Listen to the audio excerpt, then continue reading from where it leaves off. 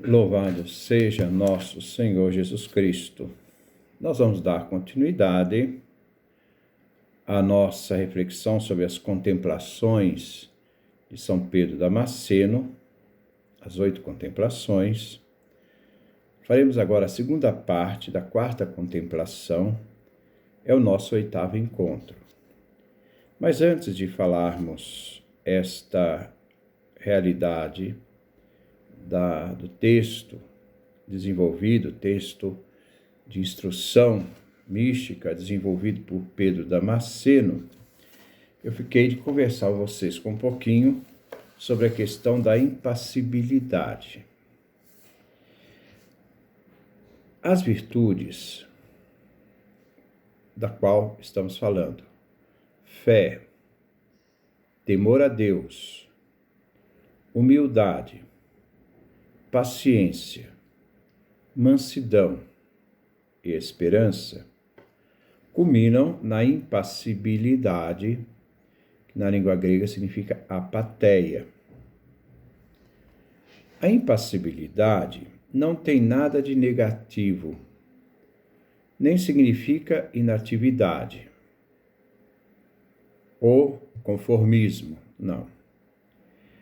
Mas a impassibilidade designa uma paz profunda, na língua grega, hesychia, que não se compraz absolutamente em si mesma, mas penetra pelo silêncio de Deus, se abre ao infinito sobre os seres e as coisas. É a busca de uma unidade pessoal do seu ser em sintonia com Deus, de abertura, em sintonia inclusive do universo, porque nós somos parte desse grande universo. E descobrir o sentido maior desse silêncio, de Deus.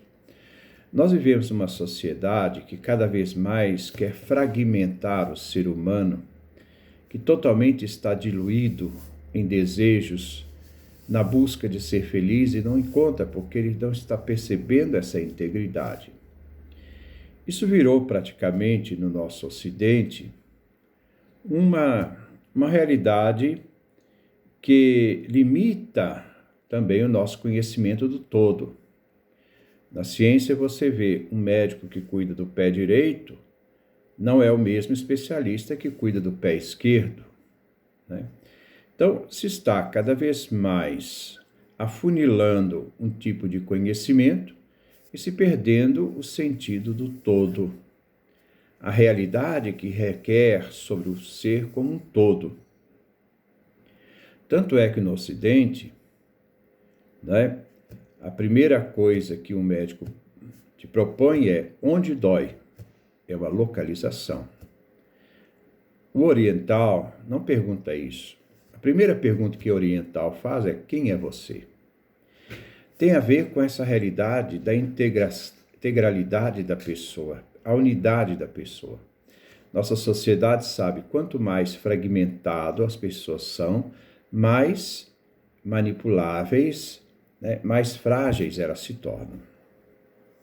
A alma não ignora as paixões. Ela sabe da existência de paixões, de inclinações. Ele as vê lucidamente.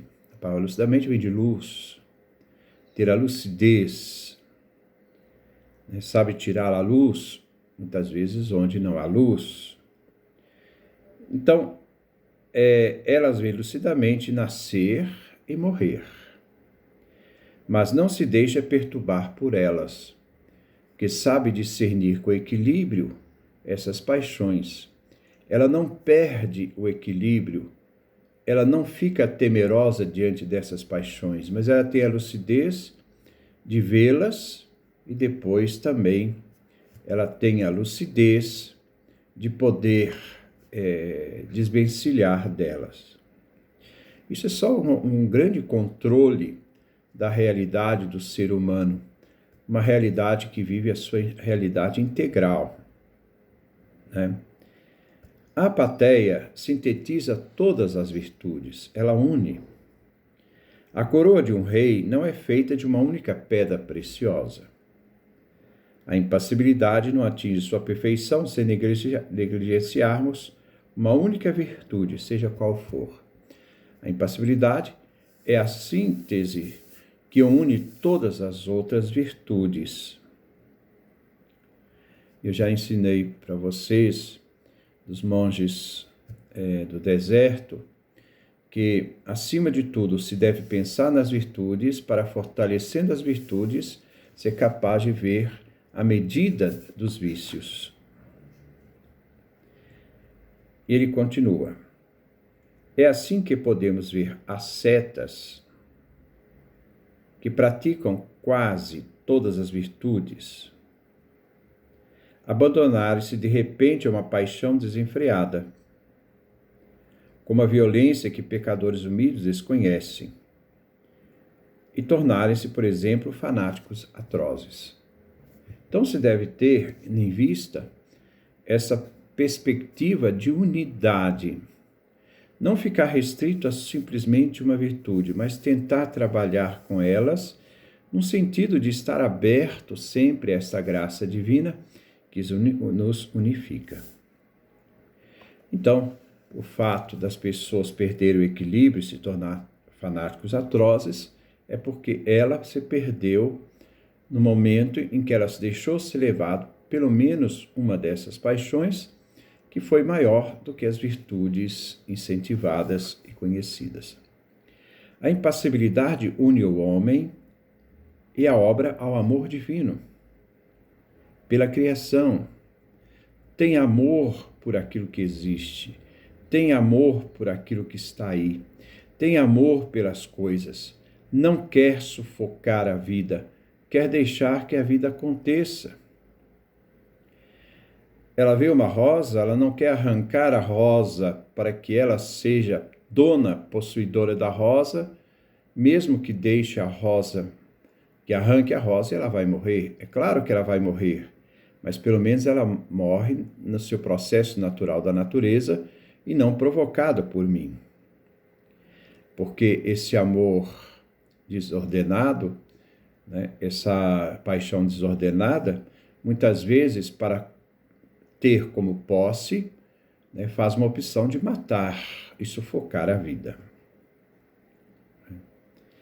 O homem pode então amar com o amor que não mais sujeita, nem a ele, nem ao outro, mas um amor que liberta, ele é totalmente livre. A impassibilidade não exclui absolutamente o amor, mas gera o amor. Aquele que sabe, com todo o seu ser, que Cristo ressuscitou, uma experiência vital, de vida, de fé, e que tudo definitivamente vive nele, ele é a razão de toda a vida, de todo o universo e também de você, este pode amar mesmo seus inimigos, porque ele é capaz de ver não o mal que a pessoa faz, mas é capaz de amar a vida que o outro tem, que embora o outro ainda não tenha consciência do valor da sua própria vida e da defesa da vida. Derrubar o muro de separação que nós mesmos construímos pelos nossos preconceitos, pela nossa relação de poder, por querer exercer o domínio sobre as coisas, mesmo que isso mate e sufoque as coisas. A impassibilidade afina os sentimentos, aquela realidade de percepção, né, de ter um carinho com as coisas, de ter um cuidado com as coisas. Permite sentir os seres e as coisas como que do interior. Ela sente uma sintonia com as coisas. Torna as intuições, pensamentos, atos infinitamente mais delicados e mais atentos. Então não é uma pessoa que agride, uma pessoa receptiva para a vida, né, e para descobrir aquilo que existe de vida na realidade que está fora dele, como também está presente nele, claro. Algo de real se define no homem. Seja como rei em seu coração, sobre o trono da humildade. Então você ordenará o riso que venha, ele virá com naturalidade, você não precisa forçar. Pedirá os dons das lágrimas e elas virão.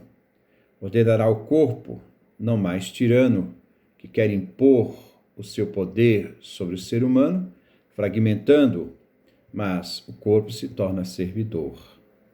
Fala isto e ele fará. Então, essa é a questão ligada, importante para nós, de descobrir esse ponto de equilíbrio. Porque muitas vezes nós estamos desequilibrados em função dessa fragmentação interior e dos conflitos que nos geram essa fragmentação, que querem nos fazer perder o senso desse equilíbrio, da busca da vida enquanto valor absoluto, enquanto encontro com o valor absoluto, que é o próprio Deus, gerador da vida e doador de vida. Ele é a vida. Voltemos então agora a São Pedro Damasceno, da nossa segunda parte da quarta contemplação, deste nosso oitavo encontro. Como não admirar a obra do Santo Evangelho da Boa Nova, nos diz Pedro Damasceno. Pela simples resolução, ele concede o repouso a todas as honras, tanto no século presente quanto no século futuro. Como disse o Senhor, quem se rebaixar será elevado. Aqui Pedro é testemunha, abandonando as redes e ganhando as chaves do céu. Ninguém pode atingir objetivos maiores se não tem renúncia. Mas a renúncia não é uma perda, é uma realidade onde objetivos maiores estão sendo buscados. E nós podemos renunciar para obter aquilo que queremos. Isso também é um fruto da impassibilidade. Também os demais apóstolos testemunharam ter cada qual abandonado o pouco que possuíam para receber em mãos o mundo inteiro no século presente e no futuro. Eles receberam o que o olho não pode ver, o ouvido não pode ouvir, o que não chega ao coração do homem. Estas coisas, nos diz Pedro Damasceno, não aconteceram apenas aos apóstolos, mas a todos os que as assumiram até hoje.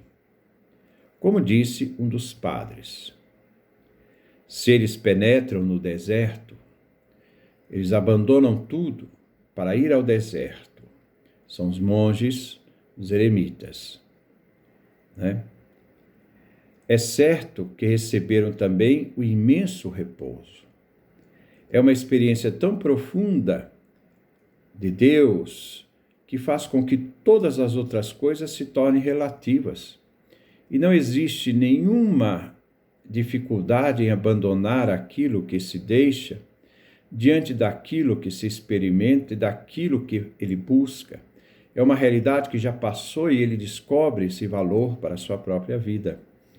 E tudo o mais se torna relativo, insignificante diante daquilo que abraçamos. Faz lembrar Abraão, quando Deus diz, sai da tua terra, da tua parentela, da casa de seus pais e vai. Quer dizer, essa disposição de desinstalar, primeiro acreditar, desinstalar e ir. O ir corresponde à fé na graça, de que aquele que pede é aquele também que acompanha a graça. Ele se referia à vida sem perturbações e sem inquietações. Que nos parece isto? Quem recebe mais descanso? Aquele que se consagra a Deus e age de acordo? Ou aquele que passa seu tempo no tumulto dos tribunais, nas preocupações desta vida, nas agressividades? Então, quem recebe mais descanso? Aquele que busca a integridade da sua vida. Aquele que está sempre voltado para Deus, pelo estudo das divinas Escrituras, sempre essa centralidade fundante na Sagrada Escritura, como base para toda experiência vital, toda experiência de vida em Deus, e depois também no Novo Testamento em Cristo. Aquele que está sempre voltado para Deus, pelo estudo da Divina Escritura, a prece constante, a oração constante, incessante, nós vimos lá a oração do peregrino russo, como ela era feita, que nos faz unir pensamento e coração numa integridade da pessoa, porque muitas vezes o coração está querendo rezar, mas a mente está voando para tudo quanto é lado, não há uma integração, então a busca dessa integração. Então, aquele que está sempre voltado para Deus pelo estudo das Divinas Escrituras, a prece constante e as lágrimas, dom das lágrimas, porque ele chega à total consciência de si mesmo, da sua vulnerabilidade, do seu vazio, às vezes, ou o que se dedica ao mal e vela sobre as fraudes e as iniquidades em que fracassará, quando não lhe restarem mais do que o sofrimento e a morte dupla. A morte nesse mundo e a morte no outro. A desintegração. A pessoa que faz a escolha do mal, ela está se desintegrando, está fazendo a escolha da próprio aniquilamento de si mesmo pela sua escolha do mal. E esse aniquilamento de si mesmo mostra essa realidade, revela essa realidade de que ela está escolhendo uma realidade que degrada, porque ela está buscando vida onde não há vida, onde só há destruição. Desse modo, sofremos a morte mais penosa e a desonra, que é a segunda morte, a morte eterna. Sem nada ganharmos com isto, porque nós perdemos pela nossa capacidade da nossa escolha em fazer uma escolha que degrada, uma escolha que destrói a si mesmo, né? E essa escolha que destrói a si mesmo prepara para uma realidade final mais triste do que aquela enfrentada por aquele que não percebeu essa degradação interior enquanto vivia nesta vida. Por causa dessa perdição, alguns fizeram à própria alma um mal imenso.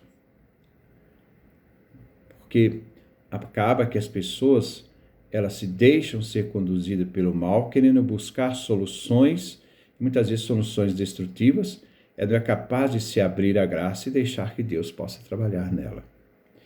Penso nos ladrões, nos piratas, nos debochados, nos guerreiros, nos que não quiseram ser salvos, receber o repouso, a honra e o prêmio. Mas quanta cegueira! Sofremos a morte por nos termos perdido. E para sermos salvos, sequer amamos a vida, que é o grande princípio, né? Que no caso, a Pater nos ensina essa realidade do amor, descoberta do amor, de gerar o amor na vivência das virtudes.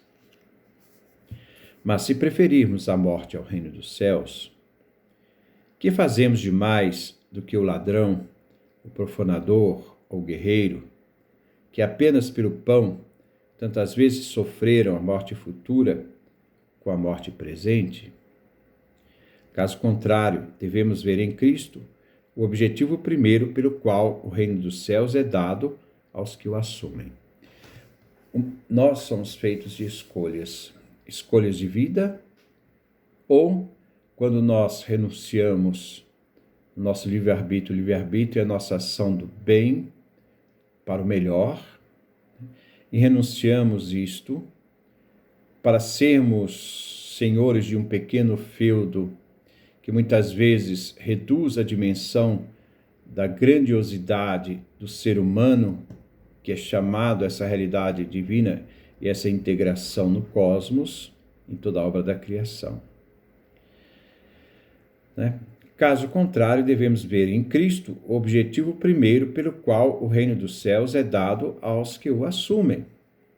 A tudo rejeitar pelo intelecto, a tudo dominar, reinar no século presente não apenas sobre as coisas, mas sobre os corpos, desprezando-os, e sobre a morte pela audácia da fé. E reinar eternamente no século futuro com Cristo, no corpo pela graça da ressurreição comum. Então, essa realidade de fazer escolhas para a vida, escolhas da vida, escolhas que integram, não escolhas que desintegram e desarticulam a vida, a minha e também dos outros, ou também da própria natureza. A morte vem igualmente para o pecador como para o justo, essa morte biológica. mas a diferença é grande. Os dois morrem como mortais, são seres mortais, mas há com que se espantar. Mas um não recebe a recompensa e é, sem dúvida, condenado pelas próprias escolhas, embora sempre nós devemos ver que a dimensão da justiça e misericórdia divina nunca pode ser pensado pelo ser humano, porque essas realidades que expressam aquilo que Deus, entre aspas, é na nossa concepção, não corresponde, na verdade, àquilo que realmente Ele é. Ele é muito maior na sua justiça, na sua misericórdia, mas a gente tem que estar sempre atento, porque nós também somos chamados a participar dessa graça, ou não, se quisermos recusar. Enquanto que o outro é bem-aventurado no século presente e no século futuro. Que vantagem existe em adquirir dinheiro? Aquele que acredita possuir será constrangido a abandoná-lo. Ele que só lutou para ter dinheiro, um dia vai ter que abandoná-lo. Não apenas na hora da morte, mas muitas vezes também antes da morte. E não sem muita confusão, fadiga e sofrimento. Porque perder uma posse, para ele, é uma questão de arrancar uma coisa da vida dele. Uma coisa é a pessoa ser livre diante da posse. Se perder ou ganhar, não importa. A pessoa está livre diante da realidade. Quando a pessoa é escrava daquilo que se perde, o sofrimento é muito maior. É também por causa do dinheiro que alguns sofreram a morte em meio às inumeráveis tentações da riqueza. Vale dizer, o medo de perder a riqueza, a preocupação de ter que proteger a riqueza, a tristeza contínua da possibilidade de perdê-la, a perturbação, né, de ter que, só de pensar na realidade, perdê-la, né? Então perde o equilíbrio, quisesse ou não. Mas o santo mandamento liberta o homem de todas estas coisas. Ele concebe a ausência de todas as preocupações, de todo o medo e também a alegria inefável dos que por si mesmos escolheram não possuir. Viver a pobreza. O que pode haver de mais feliz do que ser impassível, voltamos aqui, inteiramente desembaraçado do ardor e do desejo que as coisas deste mundo podem inspirar? O que pode haver de mais feliz do que considerar como nada aquilo que tanto cobiça a maioria? A ilusão do que estar acima de tudo, do que viver como quem está no paraíso, ou até no céu, acima de toda obrigação, na ausência de preocupações e vivendo sua consagração a Deus? Pois se este homem suporta os acontecimentos com alegria, tudo o que lhe acontece o descansa. Se ele ama a todos os seres, ele é amado por todos. Se ele despreza tudo, ele está acima de tudo. Ele recusa possuir aquilo pelo que os outros lutam e fica triste, se fraqueja e condena a si mesmo se obtém o que eles cobiçam. Os valores são outros, o significado da vida é outro. Pelos mandamentos, que aquele que deseja algo se liberta de todos os males do século presente e no futuro. Pois recusar aquilo que não se possui é digno de todo descanso. Está além da riqueza. Mas cobiçar o que não se possui é o maior castigo, porque eu cobiço aquilo que eu não tenho, que pode haver antes o castigo eterno. Este homem é escravo, ainda que aparentemente seja um rei muito rico. Qual é este peso de que fala os mandamentos do Senhor? Infeliz é o de nada fazer gratuitamente com fervor. Portanto, aquele que pode conhecer em parte a graça do Santo Evangelho e aquilo que ele contém, vale dizer os atos e os ensinamentos do Senhor, seus mandamentos e sua doutrina, as ameaças e promessas, sobre os quais os tesouros inesgotáveis encontrou, mesmo que não possa falar adequadamente deles, uma vez que as coisas do céu são inefáveis. De fato, Cristo está oculto no Evangelho. E quem quiser encontrar deve primeiro vender tudo o que possui. Adquirir o Evangelho, a fim de poder não apenas encontrar a Cristo pela leitura, mas também receber em si mesmo a imitação de sua vida no mundo pela graça. Pois aquele que procura Cristo, diz São Máximo, não deve buscá-lo fora, mas dentro de si mesmo, no seu próprio coração. Do corpo e alma, ele deve ser como Cristo foi, sem pecado, tanto quanto possível, a um homem, e guardar com toda a força o testemunho de sua consciência, a fim de reinar sobre toda a vontade própria, de dominá-la pelo desdém, aquele que para o mundo ele seja pobre e desonrado. Pois, de que serve a um homem ser rei em aparência, se ele for tiranizado nesse século pelo ardor e pelo desejo, e se ele encontrar no século futuro o castigo eterno, por não ter guardado os mandamentos divinos? Que loucura! Como podemos não querer os bens eternos em troca de pequenas coisas passageiras? Trocar a primogenitura por um prato de lentilhas? E, no entanto, nós rejeitamos esses bens e buscamos os seus contrários. Então, é a questão da busca do sentido da vida e uma realidade de viver livremente, entregues livremente a essa grandiosidade que é o ser humano. Que Deus nos dê a sua graça, a sua bênção, a sua face resplandeça sobre nós.